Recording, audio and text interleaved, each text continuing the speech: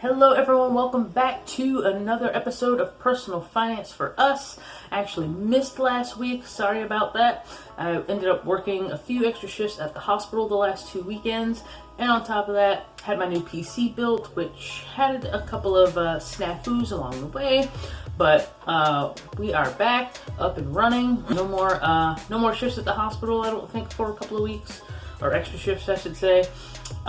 So let's get into the video. Today is going to be all about bonds, investment bonds. We define bonds in our financial terms, everyone should know video.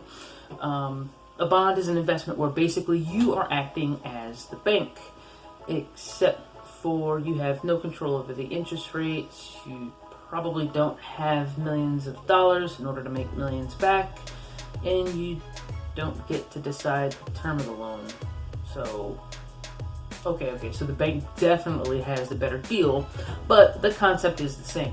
But with bonds, companies and governments are effectively borrowing money from you, the investor, in exchange for paying you a steady interest payment. Companies and governments issue bonds when they want to raise money. Again, in this instance, you are more like the bank than any sort of owner. With bonds, we give an institution our money and they give us an IOU and they pay us interest. This is known as the coupon rate while we wait. With stocks, you're buying into that ownership with the hopes that the company will increase in value and subsequently your shares will be worth more. With bonds, while you're waiting, the end of that waiting period or the contract you have with the institution is known as the maturity date. So you get those steady interest payments, most often 2 times a year. You're paid to wait until maturity. Bonds are generally seen as less risky than stocks because you get a steady payment without dealing with all the volatility. Now, there is some nuance to this, and no investment is without risk. On that note, I have a risk video planned in the not too distant future, so stay tuned for that. Bonds vary in their maturity dates. They may be as short as 5 years, or they may be as long as 30 years. The longer the bond is, the more risk the investor assumes. This is for a couple of reasons. The first is inflation. It is important to remember that the whole point of investing in the first place is we're trying to outpace inflation. Inflation typically averages about 2 to 3% most years. However, economic downturns and crises are always possible and impossible to predict. Therefore, locking yourself into a 30-year bond at 3% means at best you'll match inflation. The other risk is, of course, your money is going to be locked into some institution for 30 years. I mean, who even knows if any company or even government will be around in 10 or 20 years? We don't know. So yes, while bonds will absolutely help diversify your portfolio and help fight off some of the volatility of stocks when you look at your complete portfolio, there is still some risk. To try to outline the risk of a particular bond, a bond rating system exists. Just like you and me, bonds are scored basically on their creditworthiness. There are 3 ratings types: Moody's, Standard & Poor's, and Fitch. As you can see, Fitch and S&P give effectively the same letter ratings. Moody's, however, is a bit different as they include numbers. AAA bonds are the best credit rating, and as we travel down the alphabet, the credit rating drops. Once we get into the double B's and C's, we are down in what we affectionately refer to as junk bonds. As I mentioned earlier, a purchased bond can be resold in what is known as the secondary bond market. Why would someone sell a bond, you might ask? Well, this is when bonds can get a little bit confusing. Let's say Personal Finance for Us is offering a $1,000 5-year bond at a 5% interest rate. You buy this bond and 6 months later, you run into some financial trouble and you want to sell your bond to another investor in order to get some money back. However, in that time, Personal Finance for Us has raised their bond coupon rate and they are now offering a $1,000 5-year bond for 7%.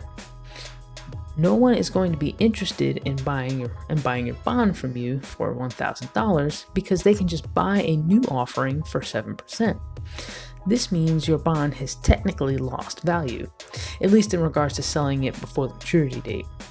You will have to sell this bond for less than $1,000 for anyone to be interested.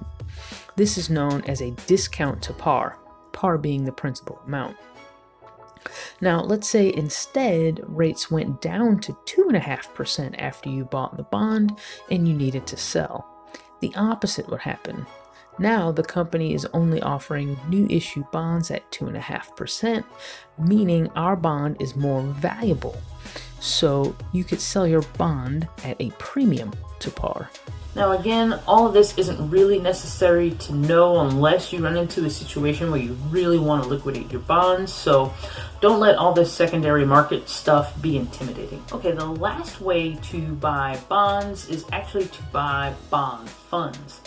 If you remember from our mutual fund video, we discussed that buying a mutual fund is basically buying into a fund that hosts a whole bunch of stocks instead of having to buy one stock at a time. The exact same premise applies to bond funds. It's a bunch of bonds wrapped up into a single fund. So instead of you having to scrounge up $5,000 to buy one single bond, you can again get a whole host of bond exposure. Just like mutual funds, they will have management fees attached to them. However, they are typically fairly low. And you won't get the interest payment directly like you would if you held the bond, but you would still see some sort of dividend payment. One major thing to consider with bond funds is that, or at least long-term bond funds, is that they can be pretty volatile. In some cases, almost as volatile as stocks, which really kind of defeats the purpose of investing in bonds in the first place. Bonds and bond funds can be a bit of a point of contention among investors, part of which is, again, because bond funds specifically can be volatile. Also, bonds just aren't as exciting as stocks.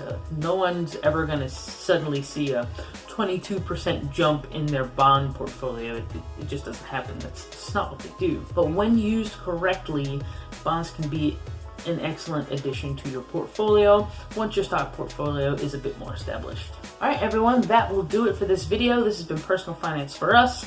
I hope it helps. I hope this has been a good, very introductory video series so far. Again, I know it's probably rudimentary for a lot of people that have already read this and understand this information, but I really wanted to start with the very, very basics. So I hope it helps. I'll see you guys in the next video.